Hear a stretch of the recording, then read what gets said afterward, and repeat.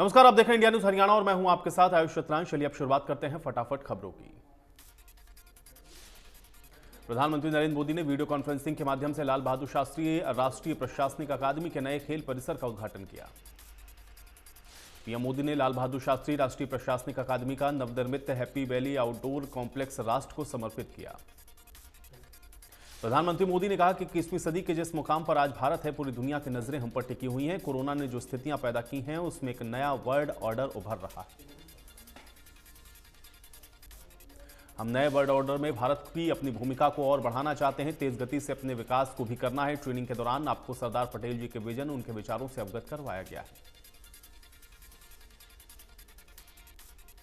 प्रधानमंत्री नरेंद्र मोदी केंद्रीय गृह मंत्री अमित शाह अगले कुछ दिनों में जम्मू और कश्मीर का दौरा करने वाले हैं।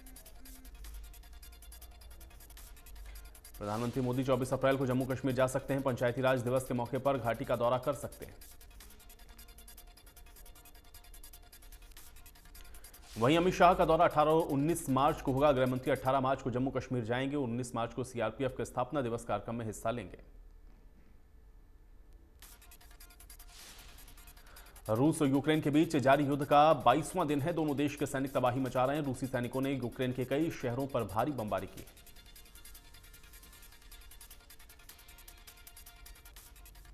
अमेरिका और यूरोपीय देशों के तमाम अंतर्राष्ट्रीय दबाव के बावजूद यूक्रेन पर रूस के हमले रुकने का नाम नहीं ले रहे हैं। यूक्रेन का आरोप है कि रूस ने थिएटर के अंदर शरण लिए यूक्रेनी नागरिकों पर बम बरसाए। रूस की एयर स्ट्राइक में कई लोग मारे गए हैं, कई लोग गंभीर रूप से घायल हुए हैं। यूक्रेन का दावा है कि थिएटर में 1000 लोग थे जो कि एयर स्ट्राइक के बाद मलबे में दब गए।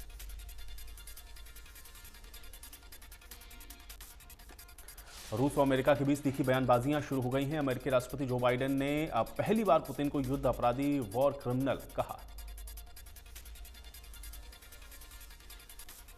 दिल्ली में हरियाणा विधानसभा के नेता प्रतिपक्ष भूपेंद्र सिंह हुड्डा ने राहुल गांधी के साथ मुलाकात की है। इस दौरान उनसे गुलाम नबी आजाद भी मिले।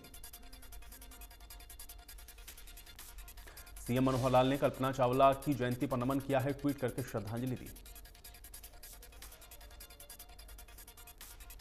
सीएम मनोहर लाल ने साइना नेहवाल को जन्मदिन पर बधाई दी है। उन्होंने लिखा है, बेटियों ने विश्व में देश का नाम रोशन किया।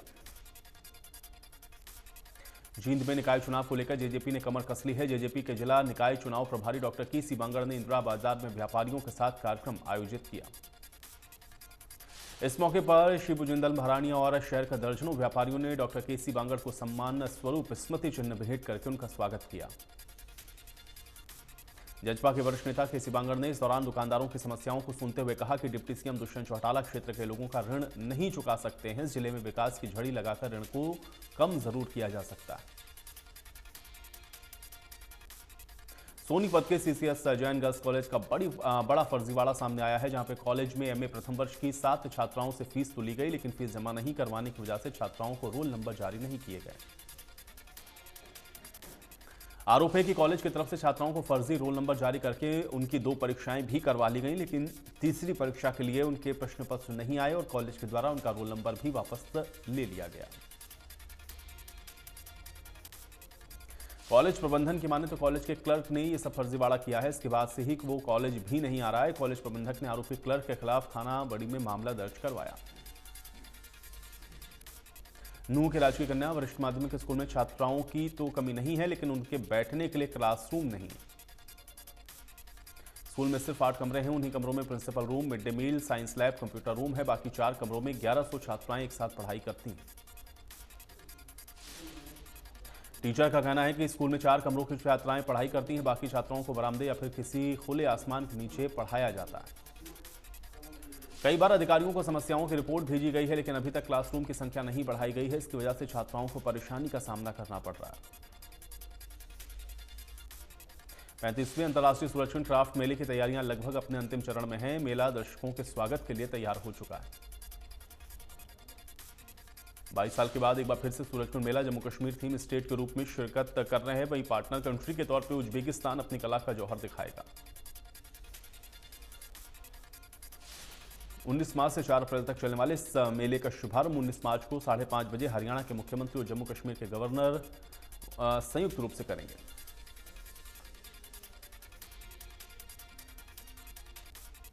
19 मार्च से सूरजकुंड मेला शुरू होने जा रहा है। हर बार की तरह इस बार भी हरियाणा रोडवेज की बस यात्रियों को लाने और ले जाने का काम करेंगे।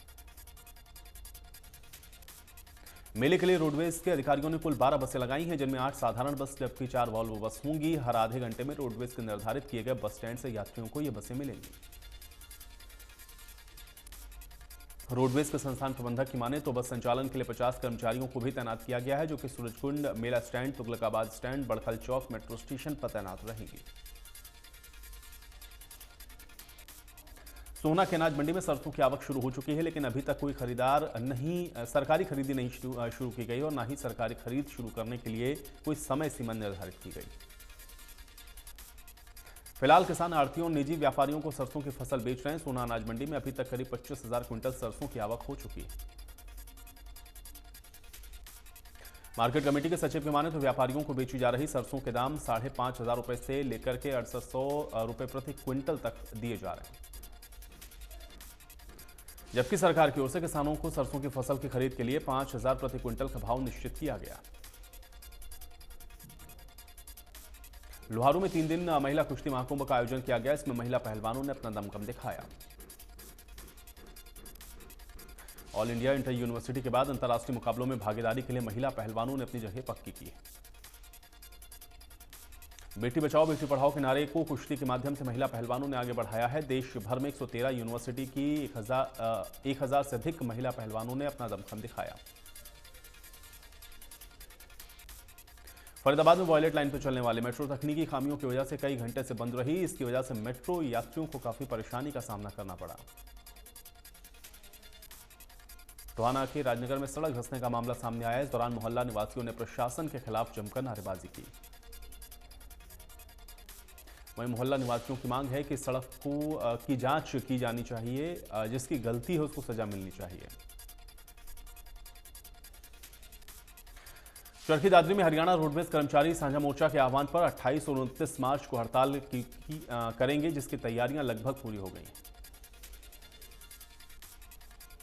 इस कड़ी में दादरी डिपो के कर्मचारियों ने रोष मीटिंग करते हुए प्रदर्शन किया है। हड़ताल सफल बनाने और आर पार की लड़ाई लड़ने का ऐलान किया गया।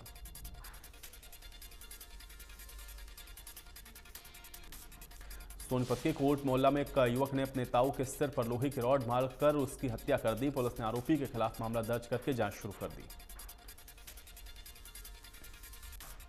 धर्मनगरी कुरुक्षेत्र में रफ्तार के कहर के कारण 2 लोगों की दर्दनाक मौत हो गई है, जबकि 14 लोग घायल हुए हैं। घायलों को इलाज के लिए अस्पताल में भर्ती करवाया गया।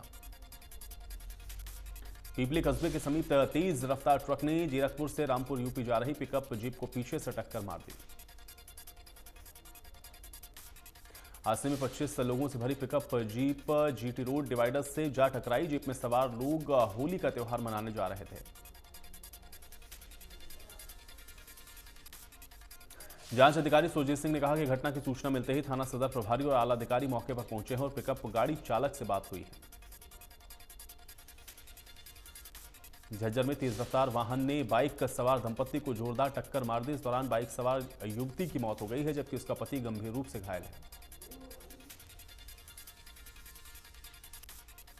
मौके पर पहुंची पुलिस ने घायल को अस्पताल में पहुंचाया, जहां उसका इलाज चल रहा है। युवती के शव को पोस्टमार्टम के लिए अस्पताल भेजा गया है। पुलिस ने अज्ञात वाहन चालक के खिलाफ केस दर्ज करके जांच शुरू कर दी है। डीएसपी गोला किशोरी लाल ने क्षेत्र में बढ़ रहे नशे पर एक्शन लेते हुए गांव दाबा से अफीम की खेती करने वाले 55 वर्षीय एक व्यक्ति को गिरफ्तार किया। गुप्त सूचना के आधार पर कार्रवाई करके 298 किलो 300 ग्राम अफीम के डोडा पोस्त की फसल पकड़ी थी। आरोपी को अदालत में पेश किया गया। पेशी के बाद आरोपी न्यायालय को आदेशानुसार न्यायिक हिरासत में भेज दिया गया। वहीं हरियाणा पंजाब बॉर्डर सीमा पर इंटरस्टेट नाकों पर भी सख्ती बढ़ती जा रही है, ताकि पंजाब से आने वाला कोई भी नशीला पदार्थ हरियाणा में दस्तक न दे सके। रादौर में चोरी की घटनाएं रुकने का नाम नहीं ले रही हैं। चोरों ने सरकारी अस्पताल के पास पेय पदार्थों की एजेंसी में खड़ी 3 गाड़ियों की बैटरियों को चोरी कर लिया। चोर एजेंसी की दीवार फांद कर अंदर घुसे चोरी की घटना को अंजाम दिया। एजेंसी संचालक ने बताया कि चोरी की घटना का पता तब चला जब एजेंसी के कर्मचारी पेय पदार्थों की डिलीवरी देने के लिए गाड़ी को लेकर के जाने लगे। कर्मचारियों ने देखा कि गाड़ियों के दरवाजे खुले पड़े थे, सामान बिखरा पड़ा हुआ था। जांच की तो तीनों गाड़ियों की बैटरियां गायब मिली हैं। घटना से 20 से 22 हजार रुपए का नुकसान भी हुआ है। करनाल में दुबई से आए विदेशी सैलानी बनकर दो बदमाशों ने व्यापारी से हजारों रुपए की लूट कर ली है। कार सवार होकर के आए बदमाशों ने इलेक्ट्रॉनिक्स शोरूम मालिक को झांसा दिया और 24,000 रुपए की लूट कर ली। लूट की वारदात सीसीटीवी कैमरे में रिकॉर्ड हो गई है। दरअसल शोरूम मालिक से बदमाशों ने कहा कि वो खाने के लिए होटल की तलाश कर रहे हैं, उनके पास इंडियन करेंसी नहीं है बल्कि डॉलर। मदद के लिए शोरूम मालिक ने आरोपियों को इंडियन करेंसी दिखाई, तभी बदमाशों ने पीड़ित से पैसे झपट लिए और मौके से फरार हो गए।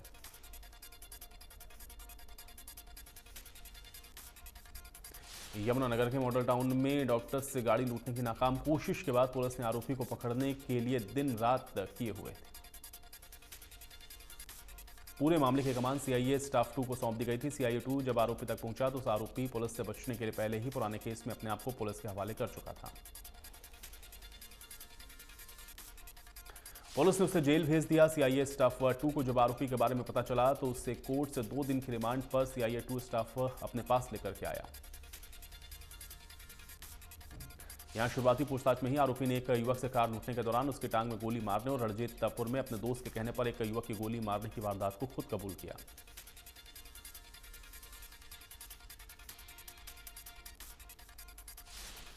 महिला ने उस युवक को पानी दिया। उसके बाद वो युवक घर के पिछली दीवार फांदकर घर में दाखिल हुआ। उसने अपना चेहरा ढका हुआ था, हाथ में चाकू लिया हुआ था। घर में आते ही उसने महिला पर चाकू से हमला कर दिया। महिला के चेहरे और मुंह और हाथ पर कई जगह चाकू लगे।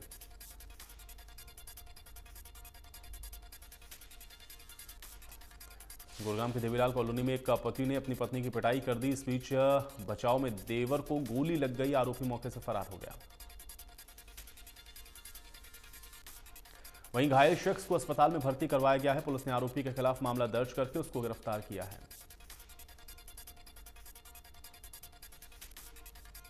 सिरसा के अग्रसेन चौक में नशा जलाओ होली मनाओ थीम पर कार्यक्रम का आयोजन किया गया। इसमें मुख्य अतिथि पुलिस अधीक्षक डॉक्टर अर्पित जैन मौजूद रहे। कार्यक्रम के दौरान नशे के दुष्प्रभावों पर आधारित नाटक और गीत कॉलेज की छात्र छात्राओं की तरफ से प्रस्तुत किए गए। जज्जर में होली के त्यौहार पर पुलिस ने हुड़दंगियों के साथ सख्ती से निपटने के लिए पूरा एक्शन प्लान तैयार कर लिया है। पुलिस ने लोगों से शांति से होली का पर्व मनाने की अपील की है। पुलिस ने सचेत भी किया है कि जो भी होली के पर्व पर हुड़दंग या अशांति का माहौल पैदा करेगा उसके साथ पुलिस सख्ती से निपटेगी। डीएसपी ने बताया कि पुलिस ने होली के पर्व पर असामाजिक तत्वों के साथ सख्ती से निपटने के लिए एक्शन प्लान तैयार किया है। आधा दर्जन राइडर, पुलिस पीसीआर, थाना प्रबंधक और ट्रैफिक पुलिस विशेष निगरानी रखेंगे। होली पर हुड़दंगबाजी करने वाले लोगों को लेकर के अब पुलिस प्रशासन सख्त हो गया है। होली पर्व को मनाने के लिए प्रशासन ग्रामीण और शहरी स्तर पर 60 पुलिस नाकों पर पुलिस बल तैनात करेगा।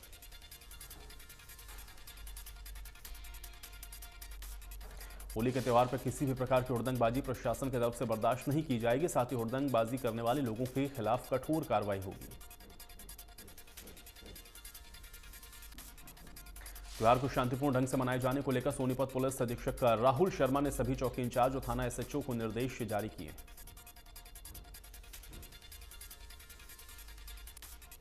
पूरे प्रदेश में होली पर्व धूमधाम के साथ मनाया जा रहा है। महिलाओं ने व्रत रखकर होली पूजन किया है, संतान की दीर्घायु की कामना की है।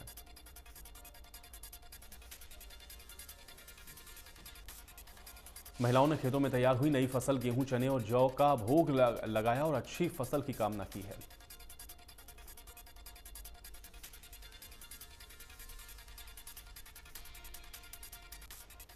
करीब 2 साल के बाद होली पर बाजारों में भीड़ और रौनक देखने को मिली है। इससे दुकानदार काफी खुश हैं। दुकानदारों का कहना है कि लंबे समय के बाद होली पर ग्राहकों की उम्मीद से ज्यादा डिमांड मिल रही है। गोबर से बने ढाल और बिड़कुल्ले और नाल से भी पूजा का प्राचीन परंपराओं के अनुसार परिक्रमा की गई। कुरुक्षेत्र में होली के अवसर पर महिलाओं ने पूजा अर्चना की है। बच्चों की मंगल कामना के लिए व्रत रखा है।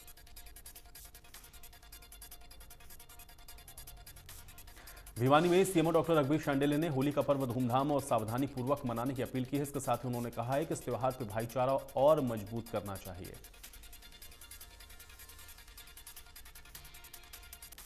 चरखी दादरी में सुभाष चौक में महिलाओं की तरफ से होली मिलन समारोह धूमधाम के साथ मनाया गया, जिसका आयोजन वार्ड नंबर 10 के पार्षद मनोज वर्मा ने किया।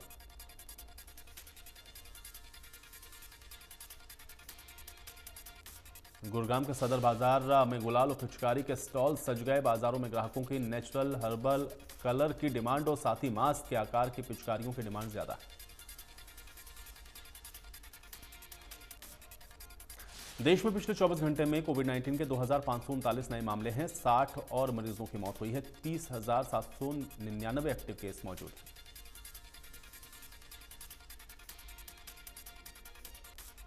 हरियाणा में कोरोना के 81 नए मामले हैं। एक्टिव केस 600 के पार हैं। 128 मरीजों ने कोरोना को मात दी है।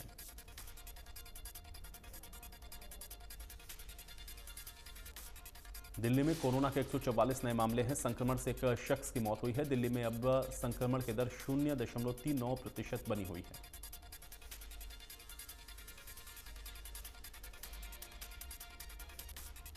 जापान में भूकंप के जोरदार झटके महसूस किए गए हैं। रिक्टर स्केल पर 7.3 की तीव्रता मापी गई है। वहीं जापान में सुनामी को लेकर के भी अलर्ट जारी किया गया है।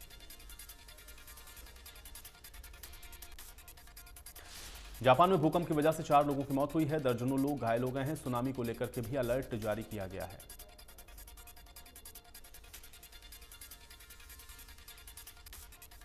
मार्च के आखिर में सुपर हीरो फैंस को मिलेगी एक नई सुपर हीरो। मून नाइट से दर्शकों की मुलाकात के बाद जून में नया सुपर हीरो लेकर आ रहा है डिज्नी प्लस हॉटस्टार। मार्वल्स की फिल्म कैप्टन मार्वल से प्रभावित होगी super hero miss Marvel.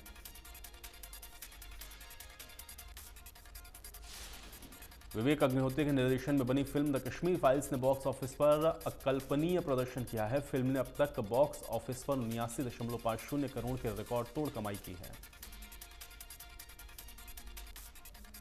Assam के सीएम हेमंत बिस्वा का ऐलान। द कश्मीर फाइल्स देखने के लिए कर्मचारियों को मिलेगा हाफ डे। इसकी जानकारी उन्होंने अपने सोशल मीडिया अकाउंट पर पोस्ट करके शेयर की है।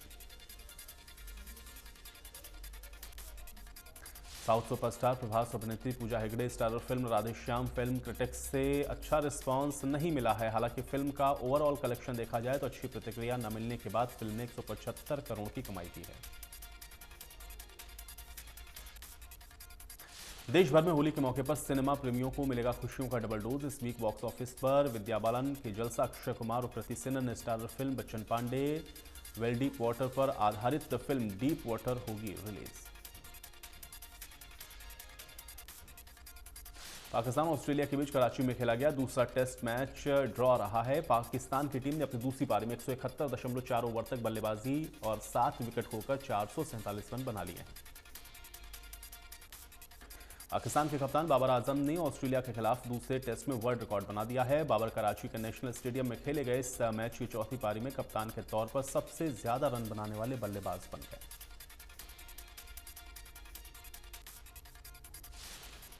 आईसीसी टेस्ट रैंकिंग में पिछले हफ्ते नंबर 1 ऑलराउंडर बने रविंद्र जडेजा अपनी पोजीशन नहीं बचा पाए हैं। श्रीलंका के खिलाफ दूसरे टेस्ट में जडेजा बल्ले और गेंद दोनों से कुछ खास कमाल नहीं कर पाए। 26 मार्च से आईपीएल का आगाज होने वाला है। सभी भारतीय खिलाड़ी 29 मई तक चलने वाले इस मेगा लीग में हिस्सा लेंगे। आईपीएल के बाद भी टीम इंडिया लगातार क्रिकेट खेलने वाली है।